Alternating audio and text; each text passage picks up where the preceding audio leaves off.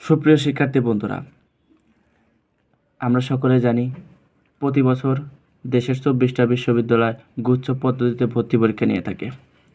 এবছর ইতিমধ্যে 7টা বিশ্ববিদ্যালয় গুচ্ছ ভর্তি পদ্ধতি থেকে বের হয়ে তারা নিজেরা আলাদা আলাদাভাবে ভর্তি পরীক্ষা নেওয়ার প্রস্তুতি নিয়েছে এবং তারা সেই মোতাবেক ভর্তি বিজ্ঞপ্তি দিয়েছে।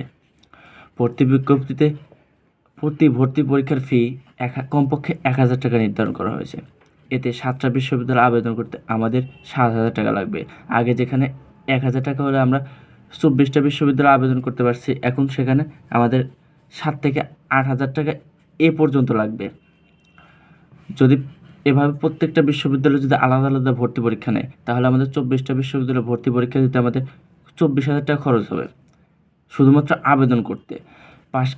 পাশাপাশি যাতায়াত খরচ, লম্বা জার্নি। শিক্ষার্থীদের সুবিধার্থে বিশ্ববিদ্যালয়গুলোকে আবারও গুচ্ছ ভর্তি পদ্ধতিতে নিয়ে আসা হোক,